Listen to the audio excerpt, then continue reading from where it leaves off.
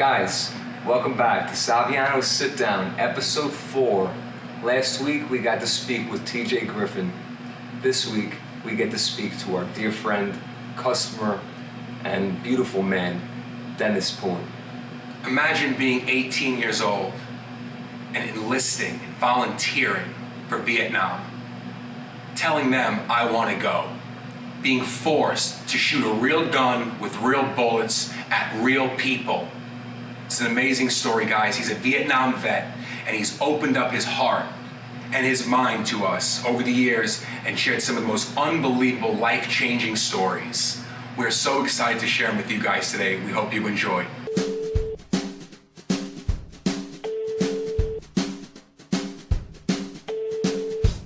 Hey guys, we're back at Savianos with a special friend, the most old school man we know, born and bred in the 50s in Brooklyn. He grew up cracking open fire hydrants so the little kids can play, playing stickball and watching the old men play bocce. Dennis Pullen, Vietnam vet, here with Anthony. Dennis, tell us a little about yourself. Gentlemen, how you doing? Growing up in Brooklyn was like the old story. Dickens said it best. It was the best of times, it was the worst of times. I grew up in an era in Brooklyn when it was playing ball, playing soldier, playing cowboys and Indians. It was the balls. And I was an altar boy, went to Catholic school for 12 years. My grandmother, being Italian, she made my altar boy outfit. And it was like growing up with the nuns, 8 years of grammar school, prepared me for later life in the Marine Corps for boot camp, because talk about child abuse. I think it was close to that, but it was a process. It was like learning. And Brooklyn in those days was really, even though we weren't rich and grew up in a 6-family tenement, I felt that I had the world by the gunions, and I really felt like it was better to leave it to Beaver. And it was like, really, I enjoyed it, playing ball in the streets, having your fights, but nobody belonged to a gang back then. It was like, it was great. It was great living, Dennis, let's get to some juice here, man. Come on. We've been waiting for this. We've talked about this stuff before. So we're not uncomfortable asking you any questions, but Shoot. What did it feel like when you first figured it out, basically, that you were going to end up, either way, going to war? Okay, my friend and I, Andrew Perry, were supposed to join the Navy back in '67. So we went outside the recruiter's office on Myrtle Avenue in Brooklyn. Myrtle and Wyckoff, I'll never forget. We're waiting, I'm waiting, he never showed. And this Marine recruiter comes out with his dress blues, and I looked up and down and I said, son of a gun, I think I'll look good in those uniforms. So I joined the Marine Corps, and he laughed his ass off at me. And I ended up leaving Brooklyn, I'll never forget, it was December 27th, 1967, snowy morning. I had to go to Fort Hamilton, and I was walking to the subway station alone, and it was snowing. I just took a look at the street where I play ball. I go, wow, I may never be back from this place again, I just want to look at it. I went to the thing. How old are you at this point? 18. I was 18. Realization, I may never be back here at this point. Well, the thing is that back then it was like there was a draft. So I made my first career decision. I'm either going to die at 18 or 19, so why wait a year? I said, let me go in. Let the chips fall where they may. Exactly. Yeah, I mean, it's like, understand that. But it was like, so I did it. I joined the Marine Corps. I thought I was a tough guy. And when the first day the D guy came on the bus, started cursing and threatening, I go, whoa, did I make a bad decision? Bad career choice? Bad career choice. And what happened was, survived boot camp, and then I went to ITR training 2 weeks. And where did you go to Paris Island? Did you go to where? I went to Paris Island. Okay. Yeah, there's 2 boot camps in the Marine Corps. There's MCRD in San Diego, which we call Hollywood Marines. I went to Paris Island, real Marines, by the way. And then I did 2 weeks of ITR training, infantry training at Camp Lejeune. Had a month's leave. And by the way, at that time, Martin Luther King got assassinated.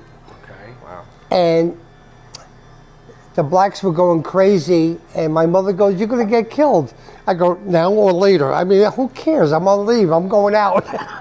And I went out. And what happened was I go to Camp Pendleton in artillery training for a month, and then got my butt shipped off to Nam.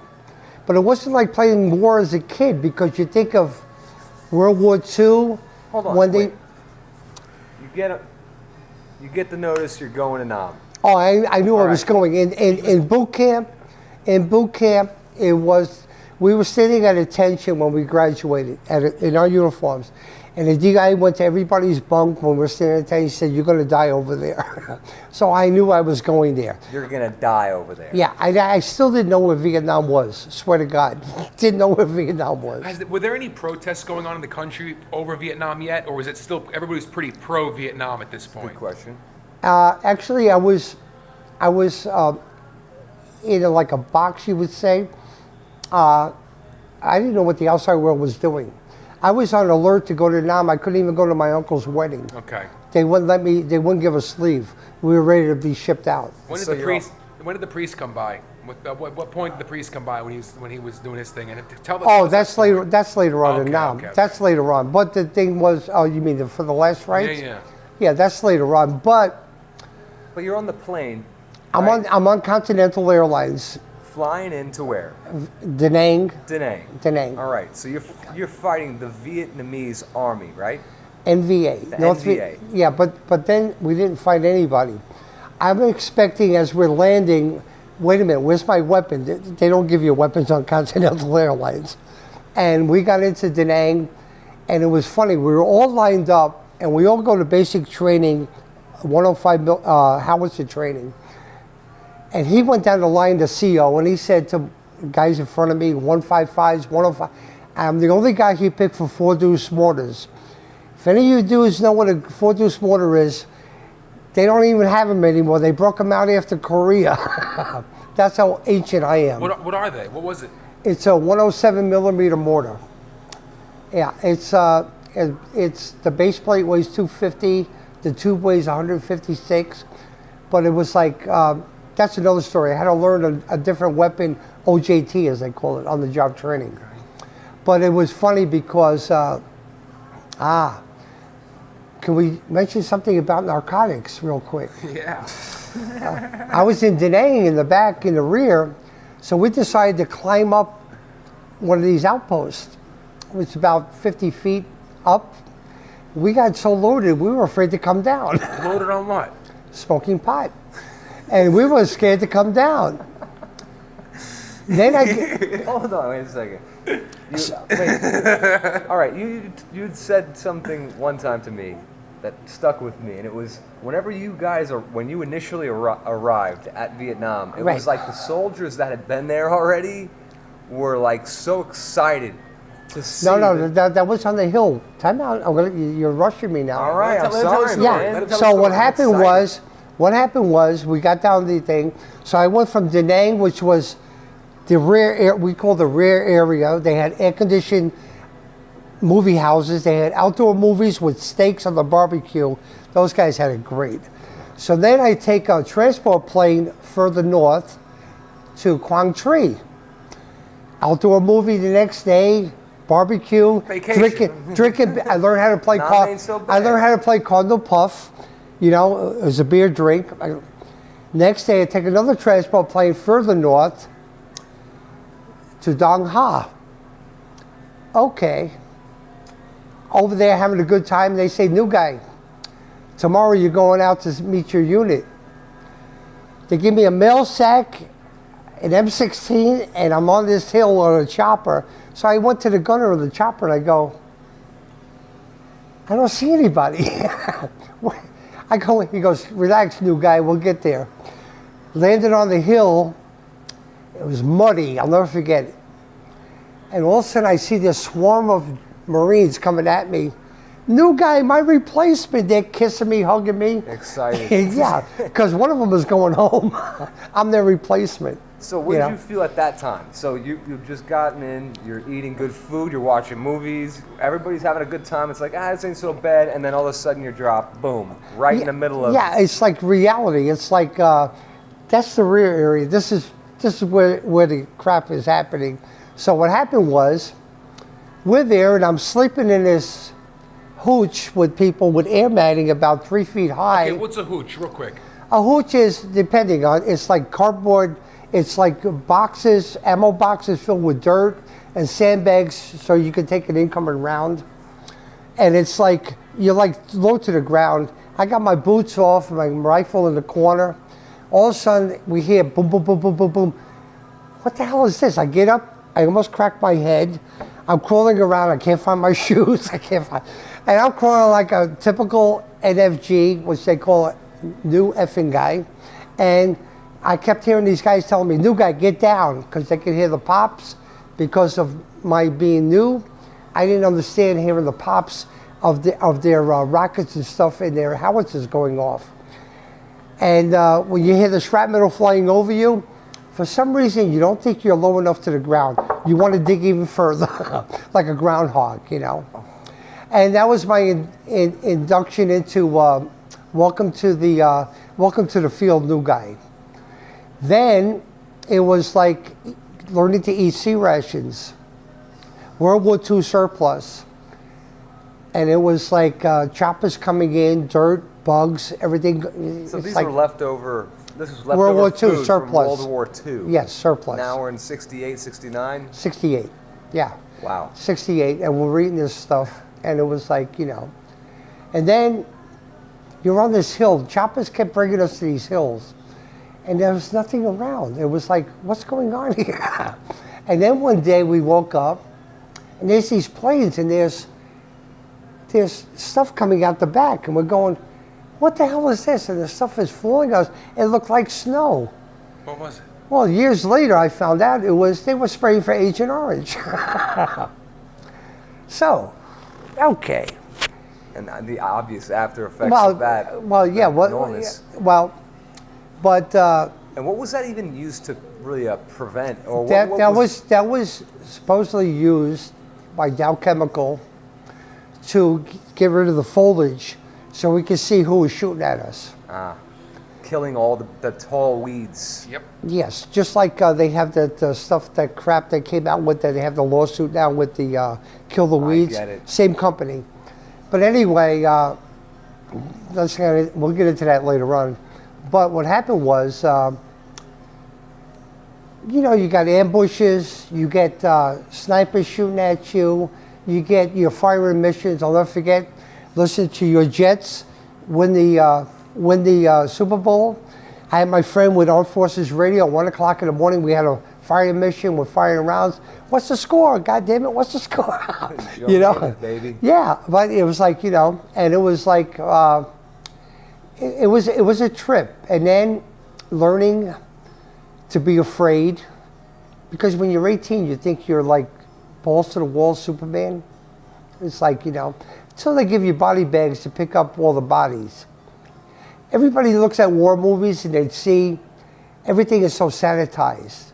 And they just show you like the guys, you know, John Wayne jumping. Yeah, that's cool. Well, that's such an interesting point too. And let me tell you something. War is like, after you have the mission of trying to get overrun, when they're trying to kill you, you're trying to kill them, obviously. It's aftermath. It's like you got to pick up all your rounds, all the mortar shells and stuff, because you need to sanitize your area. You get body bags to pick up bodies, be it pieces, whole bodies, whatever's left. And then who's ever wounded, but you don't leave. Marine Corps has this anthem that you don't leave anybody behind, and that's what we adhere to. Nobody is going to get left behind, no matter what. Even if we find one piece of you, it's like we're taking you back with us. But Kenny, would you describe what it was like being on the hill, quote unquote, the hill? When they talk about Vietnam, the hill is always what they refer to? They always refer the hills when they say Hill 505, they're talking about meters, how high it is from the ground. Okay. You know, and we went to a lot of hills, and we had choppers. I mean, we went to hills that were so small that half of the chopper couldn't land. It was like hovering and letting us off the back. And I remember the old choppers, I call them 34s from Korea. We got in the middle of them, and they try to get off the ground and then come back down. We have to kick a guy out, come off the ground, kick another guy out, and then they finally make it down the hill. But that's the way it was, you know. You said there was some times where you were on the hill and you were waiting for the NVA approaching, and you could hear them doing their thing. Tell us about that. Yeah, we know that they were coming. There'd be intel about them coming. I mean, and you could hear them. They were partying, and it was like. So they'd be getting high on drugs before they were going to come in. Yeah, they were smoking. They were smoking that wacky weed, and and they have their satchel charges. Some of the guys on their backs, which was like they were like the Japanese in World War II. They were the bonsai guys, you know. And what they do is they try to hit the perimeter. You got the concertina wire if you had time to set it up, machine gun nest. Tripwire. Tripwire goes off. Yeah, well, no, the flare goes off. Yeah, tripwire. And then you fire an illumination round, and it's like a parachute, and you see silhouettes in the dark. And it was like, but you hear them coming, and it was like, I'll never forget. I told my guys one time, because I was a section head, and I told them, whatever you do, don't fire automatic, because I don't want no RPG up my ass. You know what I mean? Why? Because when you fire automatic, the RPG's aimed at you like this. You know, what's an RPG? rocket propelled grenade. It fired bing, bing, and you're dead.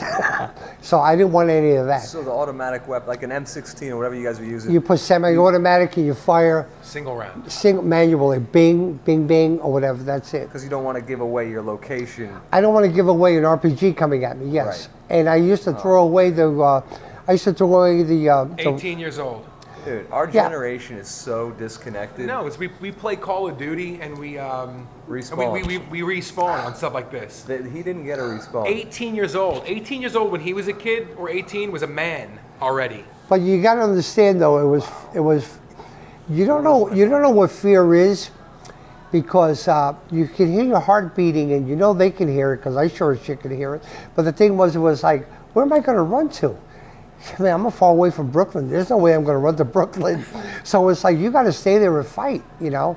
And it's like, I don't want to hear about this, you know, like, it's like, to me, there is no heroes. You know what a hero is? A hero is a guy who is lucky enough to get his ass out alive. To me, that's a hero. It's like you make it out of a situation. You know, like and luck has a lot to do with it, luck of the draw, you know? And How lucky do you feel? I feel after 2 honorable discharges. I feel very lucky, very fortunate. But then again, I've always felt lucky. I mean, I grew up. I got out of Brooklyn alive. I got out of after the first time in the Marine Corps. Drugs and alcohol abuse. I mean, it was '69 when I got back, folks. Let's get real. All I wanted to do was get high and get laid. I mean, and listen to concerts. No, really. I mean. It was like, I missed all that crap when I was, you know, over there. And it was like... Making up for lost time. But, I got to say, if you ever see Bob Hope Christmas Show of '68 in Deneen with Aunt Margaret, I was there. My CO said, you and your buddy from Boston, I'll never forget, East Boston. He said, if you guys can get a ride, baby, you had to see us on a hill like this, hitchhiking, trying to get a ride for 3 days, you know? Yeah. What was the most memorable story in combat that you can recall, that you feel comfortable telling? Oh, it was easy. It was like 2 things. One was they shipped out a chaplain on a chopper to come out, because the old saying is there are no atheists in foxholes. True story. And he came out there and he gave absolution, last rites to everybody on the hill, which I knew was a bad sign. So what happened was, we're fighting, and it was like, you know, for some reason the Dinks knew when the priests and everybody, all the generals or whatever, high-ranking guys, when they got off the hill, they knew when to attack. But I don't know how this is, but they were coming up the hill. It was like playing the King of the Mountain as a kid, only for real, you know. But it was like, I'll never forget, we had a boot second lieutenant. Hold on. Go back to the chaplain. They brought the chaplain in. What did he do? He had on his Vespers, and everybody was kneeling down, making peace with themselves and their maker, and he gave everybody the last rites. So everybody's pretty much under the assumption we're gonna die. You're gonna die, yeah. So what happened was, funny story though, this new lieutenant, we used to try to keep the manual away from them. Yo, LT, this is not the way to do things. There's the real world and then there's the book world. But he says to us to tell the gunny to fix bayonets. And we're looking at each other. Nobody's got a bayonet. So now I feel doubly screwed because they didn't issue us bayonets. They didn't have them. So And this LT didn't know that. no, he was scared under pressure. But that's all right. We understood that. You know, we understood that. But see, I was going to say about war. People think, you know how many sandbags we had to fill a day? Do you know how many times we had to clean up our area? And you're firing rounds so often during the day that you get the smell of the gunpowder that you get a headache. You're a hunter, you know that. I mean, just think about doing it 24/7. It's like, besides getting shit on yourself with the incoming, you know what I'm saying? And it's just the smell of all the smoke and everything, and all the shells, empty casings. I mean, you're talking about like this. It was like, Jesus, give me a break here, Lord. You know what I mean? It's like, you know. But anyway, That's one. That was one. That's one. yeah, that's big one of story. many. But here's the best part. I got to go to Hong Kong and on R&R, baby. R&Rs. And guess what? Back in the day, we didn't have like the mailers today, or like, you know, like the iPhone you can get right together. So I have all my money, all $168 a month that I got paid with $65 combat pay included back then. I used to send it to my mom because you got nowhere to spend it. There's like no candy stores on a hill right there. And so I said, Mom. Wait, what you said? You wrote her a letter. Wrote a letter, say, Mom, dear Mom, love you. I know you haven't heard from me. I didn't write that often. Because what does it say? I'm not going to tell them getting shot at. So you write this letter saying what? I need $500 because I'm going to Hong Kong.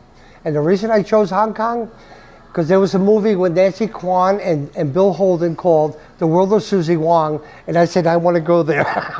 And I did it. That was my bucket list at 18. So she writes back and says She what? writes back and she says, you sure you want that much? And here I am ready to shoot myself with my own weapon because, are you kidding me? All right. Speaking of getting shot, That's okay. crazy. What was the last thing that you remember before you did get shot through the face? I remembered I mean, them coming and shooting, and I remember telling everybody stay down. And after the fact, I remember that the hole I dug should have been a couple of feet more because 6'3" is like too much area. Yeah. Other than that, I don't remember anything. and then you woke up and you. I woke up on the hospital ship Repose, and Where did you get shot? they told me I got right there on the side, you know, and they had to go. I had back then it was prehistoric surgery. It was 2 surgeons for 7.5 hours surgery. But I don't want to get into that. That But was. you said so many good things about the medics that are out there that are on the field. Ooh. I mean, and how much respect you The have corpsmen. for those. The Navy, corpsmen, the right. Navy corpsmen. Let me tell you something right now. I would never think about jumping on a grenade, but for a corpsman, I would, because these guys had more good news than I ever would have. When there was a guy hit and crying, we tell him to stay down. He got up and took care of that person. Corpsmen to me are they're on the Mount Rushmore of my hero. Bottom line, That's it. You guys also fought with The Rock, right? Oh, The Rock was, that's in Nam, that's The Rock. Who were The Rock? Oh, the Republic of Korean Marines. They were all like 6'2" with crew cuts. Kicked my ass in a heartbeat, but they were all bad, big. Oh yeah, they bad were dudes? Yeah, they were bad dudes. Yeah, we fought alongside a lot of people, but it was like the Rocks. Yeah, the Rock. I thought you were talking about the rock pile in Nam. No. There was a thing called the rock pile, because in Nam, talking about it was weird. Being a third world country, they had this thing called rock apes there. There's no lie. They were like gorillas, monkeys, or whatever, but they throw rocks. And it was like, what do we do? Shoot these sons of bitches? What do we do with these guys? You're fighting an army, and then you got these monkeys Yeah, it that was are up like, in the yeah, trees throwing rocks yeah. at you while you're. On the hills. I mean, It's like, what do they train these people? Or what? What the fuck is going on here? What else could there be? Yeah. But anyway, Monkeys to worry about too. getting back to the Bob Hope Christmas show with Ann Margaret, my favorite. I love that girl, I'm telling you right now. Because when you're in country all that time, you don't see a round-eyed girl. When we say round-eyed, that means from the States. It's like, wow, Gorgeous. And in Hong Kong, by the way, back then, all the hookers had blue cards. They were government inspected. They told you no, so you wouldn't catch a venereal disease. It was $10 all day, 24 hours they were with you. No, really. Old school, boy. Yeah. Old school. They don't make them like this anymore. The last of the Mohicans Right right here. So, can I keep going? Wait, Yeah. hold on a second, man. Yeah, hold We're on. all Okay. over the place. Yeah, we're Let's going. settle back Oh, down. We okay. gotta settle well, down. We okay. gotta bring this in. Okay. First And of all, help us out Let's me get out let's here. get this so that people that are watching understand, because we've been a little bit all over the place. You went to Nam, you got your last rites read to you, you got shot, you got discharged. That wasn't that day, though. You've been shooting people. I mean, Yeah, you did what you had to do, right? You know what? It's not like a war movie where you shoot somebody and the guy cries. Let me tell you something. I'm glad that son of a bitch Dink is dead and I'm not. That bottom line. It's like, there's nothing to cry about. And you mentioned to me too about the faces of someone after they have been shot. Yeah, faces in the war movies, What's the reality? there's, put it this way. If you ever had a loved one or a friend who passed away, they have an open casket, and then you look at their face, yes, they're dead, but they have that look, that peaceful look. Yeah, and actually makeup and everything, yes, helps.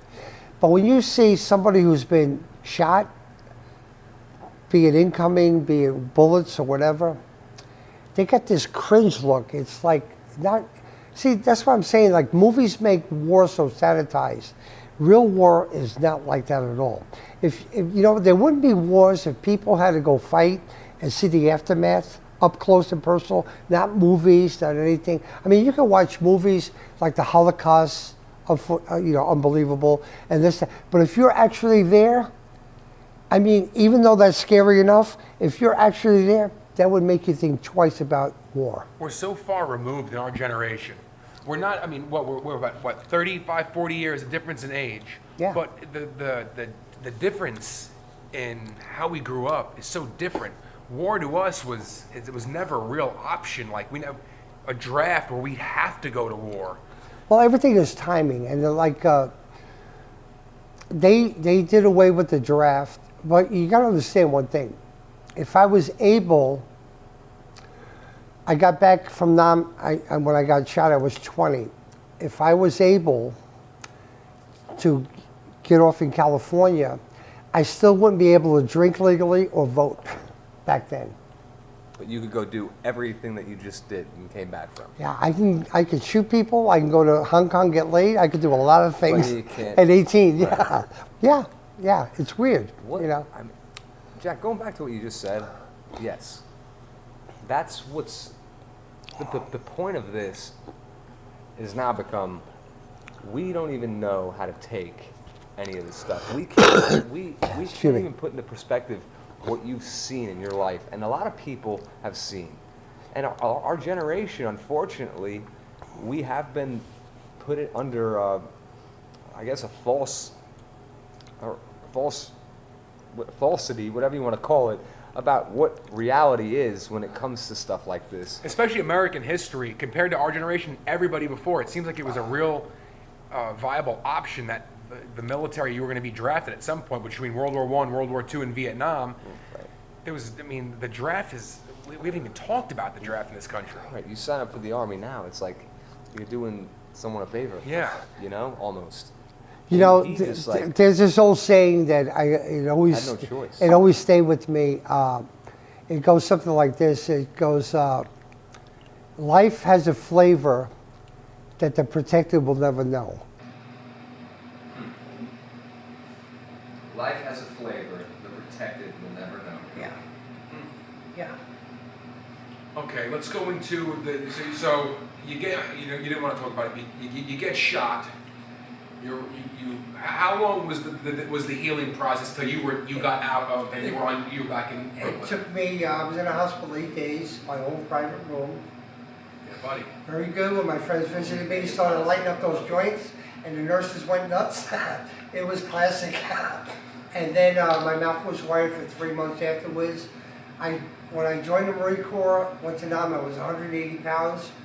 When I got out of the surgeries in the hospital, I was 156 pounds. I looked like I was from Biafra, and before anybody knew where Biafra was, obviously. And then I wanted to party, and I met this girl. Hold on, before you go to the party, you get out of Marine Corps. the Marine Corps. What was the sentiment like in the country at this time? We've heard stories, but I want to hear it from your mouth. Tell us what was really going on politically and even on one-on-one interactions with you when you got out of the military. That's what I was going to bring up. My mouth was still wired, and we were out partying, but I could only smoke pot because I couldn't take any barbiturates or anything because my mouth Because your mouth was wired shut. Exactly. Wow.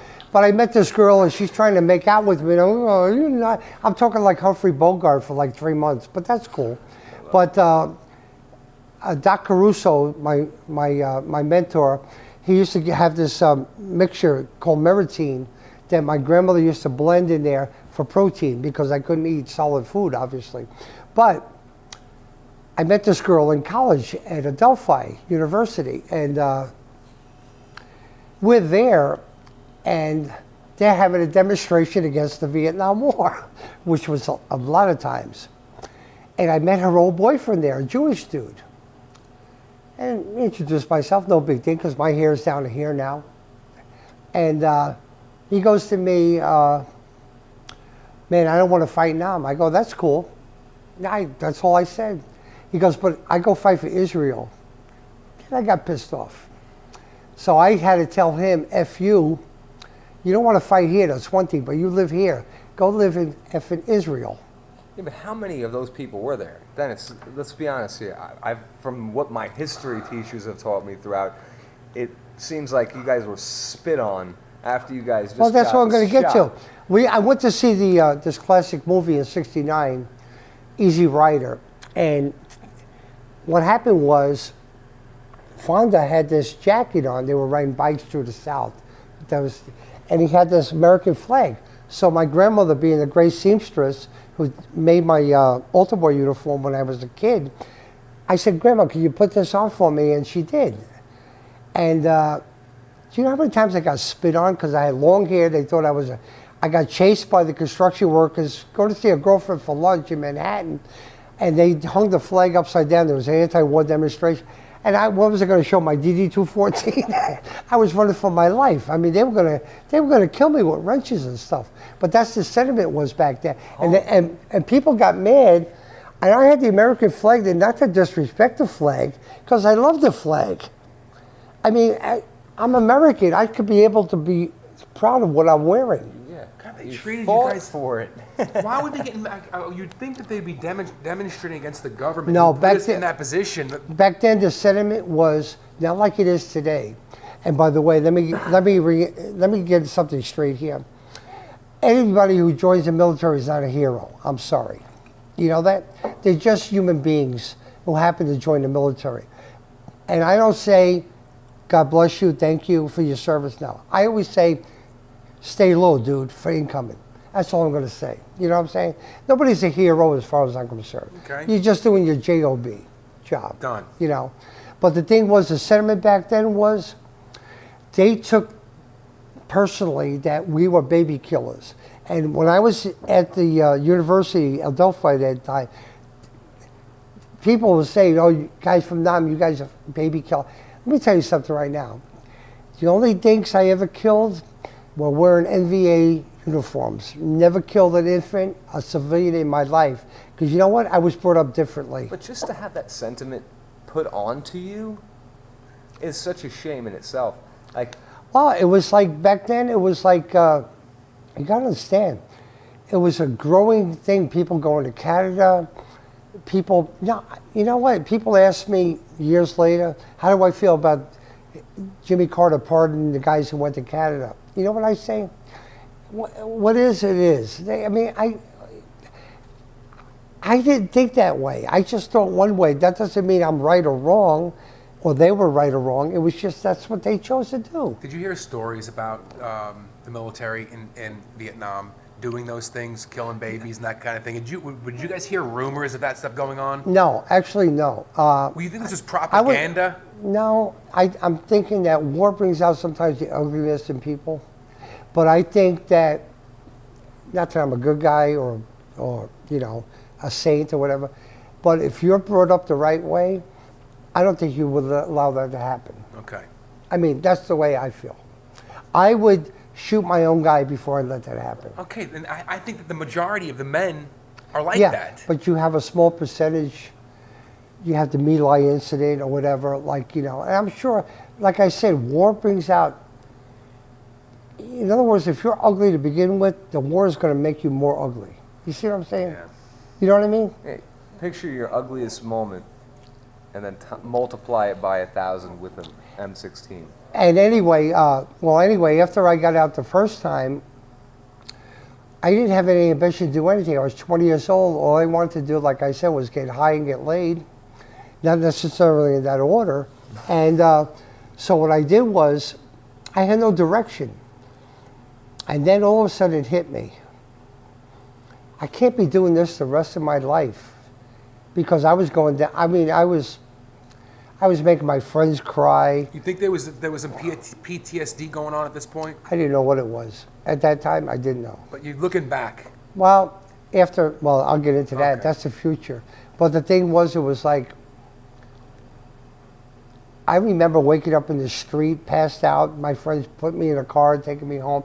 I mean, I was bad. I was like a liability. I was like, it was like, there's a black cloud hanging over Dennis, you know what I mean? And it was like, my mother didn't want to know me anymore.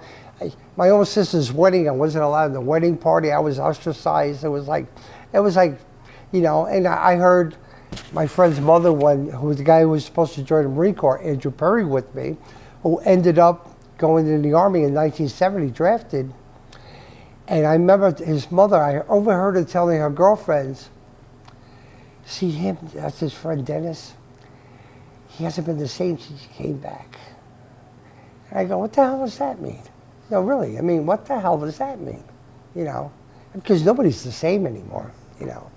Understandable. Yeah. But anyway, Would you say that it's gotten better throughout the years? For the military people? For people in the military that yeah, I think have dealt with these issues? yes, 100% better. Thank And God. you know what? I don't think of me from Vietnam vet, because there's, you know, I always think about the poor guys from Korea. They were right after World War II, before Vietnam. I feel bad for those people. I do. Because they are really the forgotten guys. They are. I mean, nobody wants to go to war after World War II. That was the war of all wars, you know what I mean? And now you got these guys having to fight in Korea, chosen frozen reservoir and stuff like that. You know, that's the other thing. I'd rather fight in the heat than the cold. you know. And for you personally, I mean, you just got back from Nam.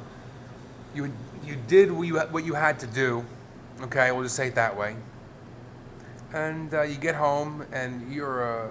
You gotta understand, back then, I'm 18. I didn't have this conscious about what I'm doing is the right thing. There was no crusade in my head or whatever. I was like, okay, I'm going to see how tough I am. I found out in boot camp I wasn't that tough. And then in Nam, I found out I was less tough. What's the worst thing a DI ever said to you? Yeah, you're going to die over there.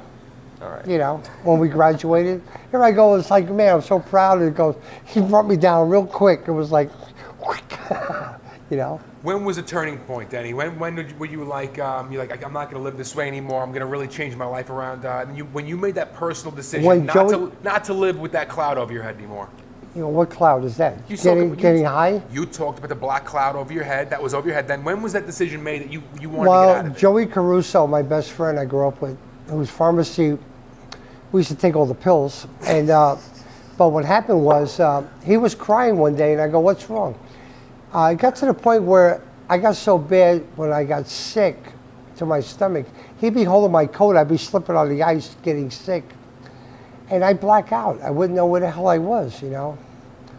And it was like, man, this is People not... were worried about you. Yeah, and this is not cool. You know, this is definitely not cool. And I said, you know, I saw my other friends who weren't in now, but they were junkies. And I didn't want to go that route. Good thing I'm afraid of needles, but the thing is that I didn't want to go that route. So I said, okay, I gave up barbiturates. I cleaned up my alcohol act, and I actually got a job driving a bus. My friend's father was Tommy Ferretti, another good friend. His father was a route planner for MTB, and I drove a bus, and I went to school part-time. I was getting, you know, because I wanted to become a police officer. And then President Nixon put the affirmative action into place. And I was ready to get hired for the New York City police test, after the New York City police test, which, by the way, I ran the mile in 5 minutes and 10 seconds, my career best. Damn, man. And Wow. yeah, and he put the affirmative action, so I went from the top of the list to like near the bottom half of the list. And then they went bankrupt, New York. So then I said, what am I going to do? So what's a misguided dude who does nothing but knows how to kill people? What's his claim to fame? So I joined the Marine Corps a second time. And everybody thought I was nuts, including myself. And they offered me PFC, no boot camp, thank God. They offered me either Camp Lejeune or Camp Pendleton.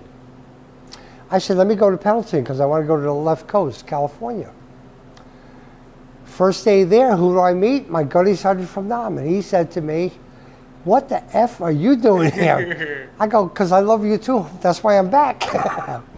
I was actually not one of the few. I was one of the many, which they called retreads, that people who were confused and everything after that time went back in the military. Ah, okay, there's a name for it then. Okay. Retreads, yes. And my lieutenants, I'm 25 years old now. I'm dealing with 18-year-olds, and my gunny sergeant knows me from Nam, and he's calling me out of my attention unit. And he says, PFC Pullen. They gave me PFC. He goes, PFC Pullen's going to show you, and everybody's going, who the fuck is this guy? PFC. How does the gunny know this guy, right? Well, the first day we had inspection, we had to wear uniforms. So the gunny, I didn't know what medals I had, citations. And my gunny says, no, you got all these citations, you were with me. And I had 3 rows of ribbons, and everybody, the lieutenants were like bowing to me. Because they're all young, they didn't know. Been. You well, no. You had the experience, yeah. Yeah, but the thing was, no, it wasn't like that. But I ended up getting ranked real quick. Were these kids about to head to Nam? No, there was actually, when I went in the second time, was 75. So it was all Nam was ending. Good. Yeah. Okay. Which brings me to another story. In Pendleton, when I was there, we had to feed the people coming from Vietnam, the refugees. And I kind of lost it. And I told my CO, I'll be damned if I'm going to feed these assholes who killed my buddies and stuff.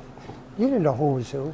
Talk about a mind F. And Talk about a, that's messed up. and he told me, I'm going to give you leave, just leave the base. But let me say this in retrospect. The Vietnamese people are beautiful people. Let's get that straight. As I've gotten older and I've gotten less callous, I've learned that they were fighting for their country. You know what I mean? And it's like I can't hold anything against them. You know, really. What we do the same in our situation. Exactly. Yeah, exactly. They were men. So let me tell you something. I'm going to end it. They were beautiful people. Let's leave it at that. Okay. How's that? Okay. Yeah. That's no good. animosity, no hard feelings or whatever. You know, at the time though, but you know, that's even brings me back then after I got out the second time, even though I was offered E6, which is pretty good after 2 more years, which is like 3 up and 1 down, and my choice of artillery instructor or MP, which I wanted to be a cop. E6 is pretty good after 4 years, you know.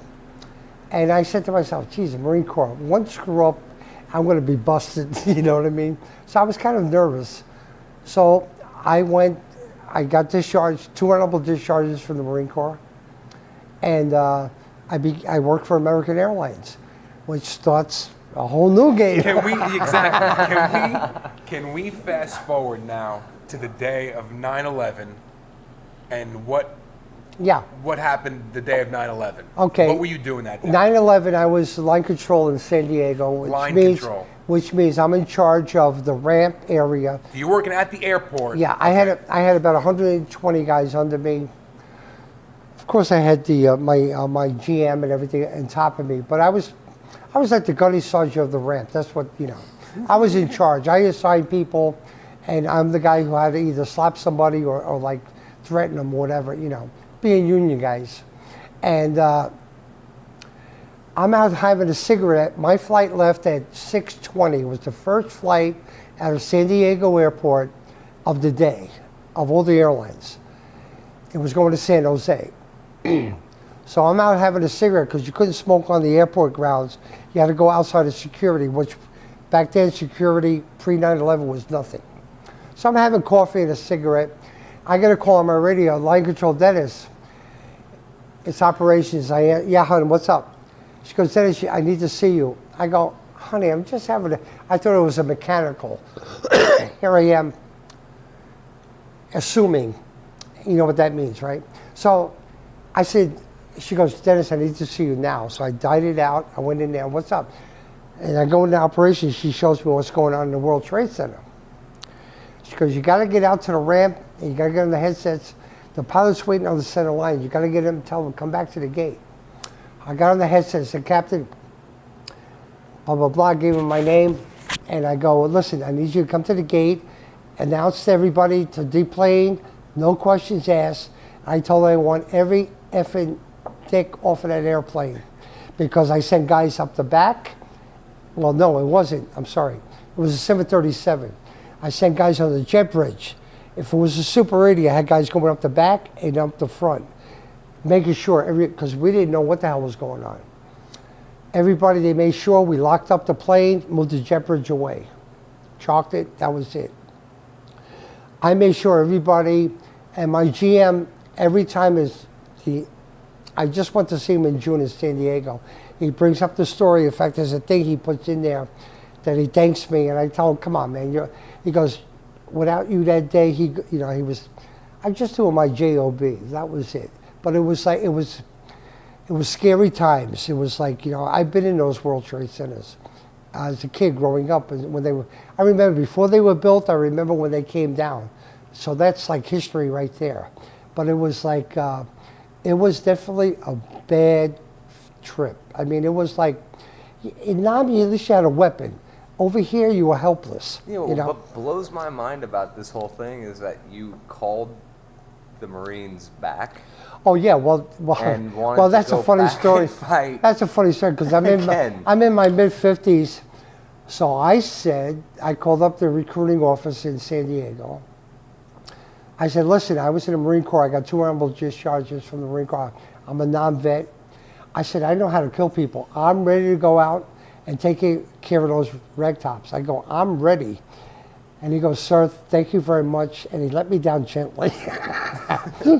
and to this day, In other words, you're too old. I'm too old, and I'm too forget about it. Yeah. Forget about it, Pops. Yeah, but the thing is, he doesn't realize you don't need to be young to know how to have smarts and how to do things the right way. Yes, and I saw the videotape. Man, these guys are eating good. They got air-conditioned bunkers and stuff. Son of a bitch, war has changed. Well, I think TV changed war, Yeah, well, you know what? especially for you. Yeah, well, that's Vietnam what saved a is lot what- of. You know what? That's why I have nothing bad to say about the anti-war demonstrators, because a lot of them I know had no balls to go in the war. I understand that, but a lot of them were convicted in their minds, convictions that they wanted not anybody else to die. No, really. So I'm going to go that way, positive. You know what I'm saying? I'm not going to take negative. Interesting shit, man. Cigarette break? No.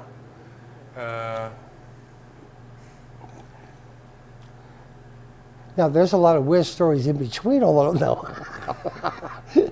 But we're going to keep this GP. All right, Dennis, I'm going to ask you a couple of quick questions. Sure. All right. Am I allowed to drink this prop? Yeah, it's for you. Drink Okay. up. Am I allowed to drink this prop? This is what you always drink. I'll salute. Um, Oh, martinis. Yeah. all right, Denny. Corn dogs or hot dogs? Hot dogs. Sabrettes. Sabrettes. Sabrettes. Onions or no onions? Red onions, dude. Okay.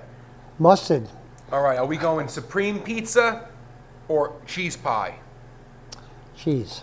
How do you like it? Light on the sauce, light on the cheese, and well done crispy. Okay. A Bronx Tale or Goodfellas? I like a Bronx Tale because of the story it conveys. Goodfellas, to me, I grew up with a lot of mafia guys. I have no respect for them because they preyed on their own people. My people, Italian people. So go ahead. Okay. Forrest Gump or Platoon? Best representation of non-war. Of a war movie about Nam, I like certain aspects of both. In Platoon, the way they did the patrols and everything was heads up on that. Forrest Gump, as far as like the way it sounds when you're getting ambushed, heads up for that too.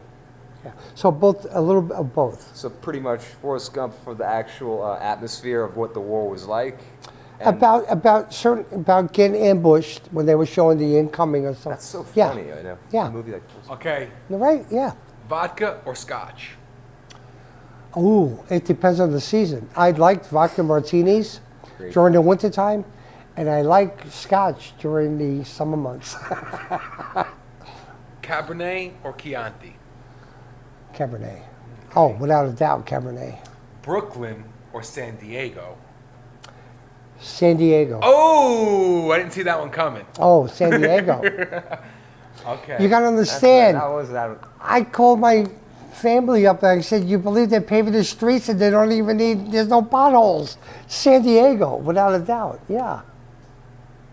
Now, excuse me, you got to understand, I lived in San Diego 32 years and I got 2 ex-wives there. So I lived there longer than Brooklyn.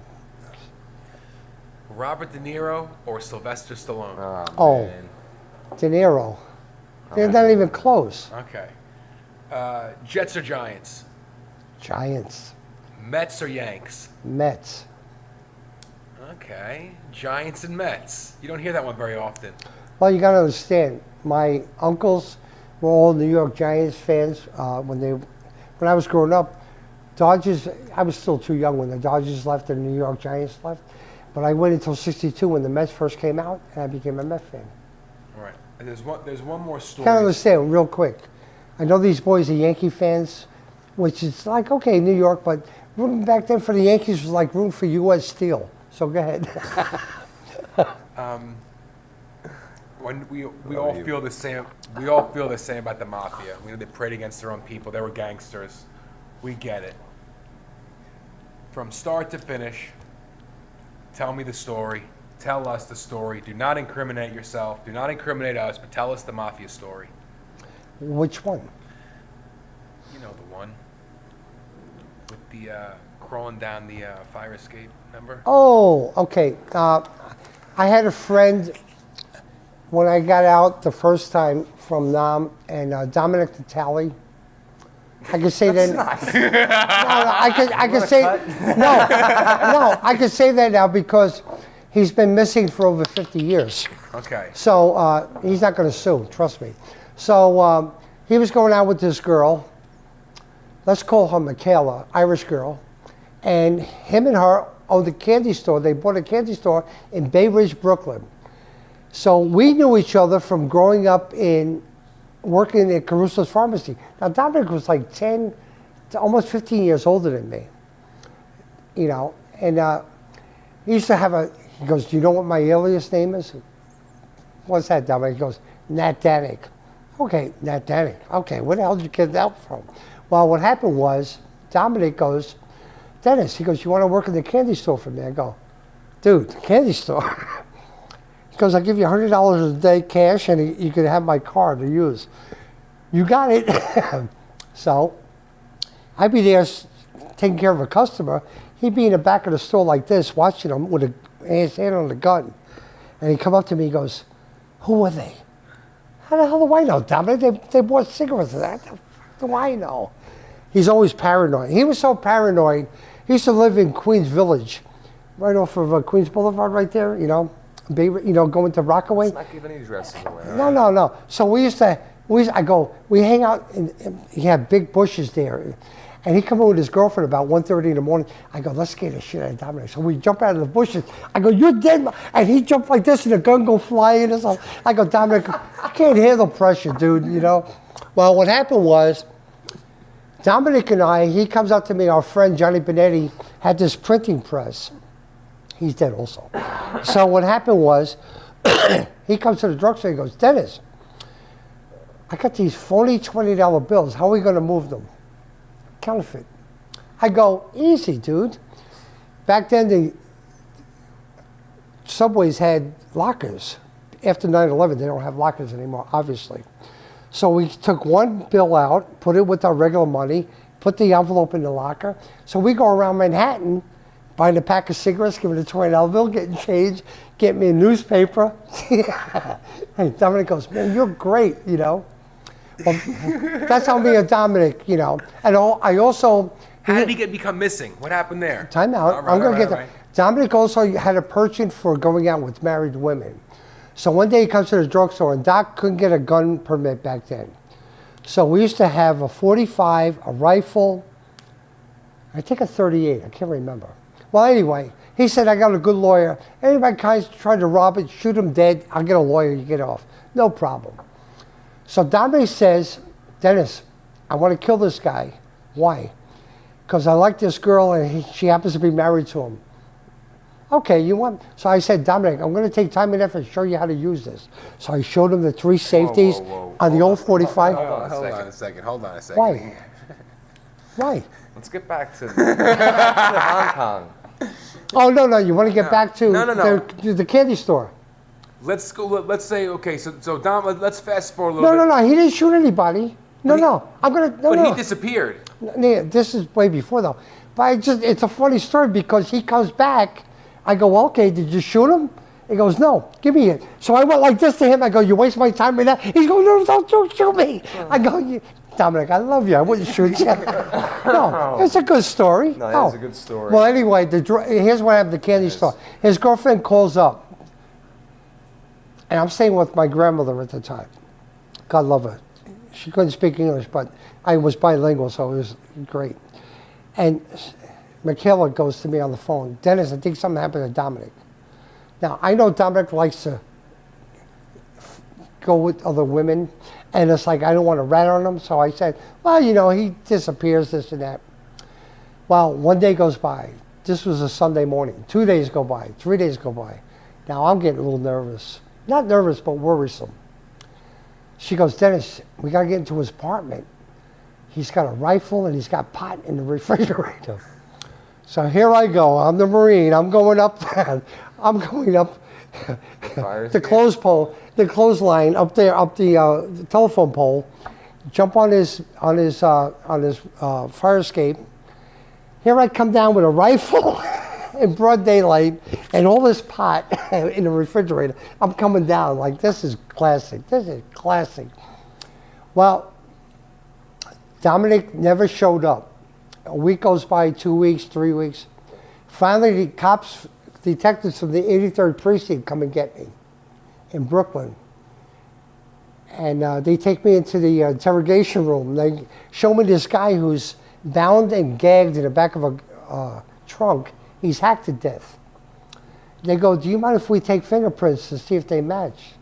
I go, not at all. I said, if my lawyer allows it. Now, I don't know if they knew this, but I didn't have money for a lawyer.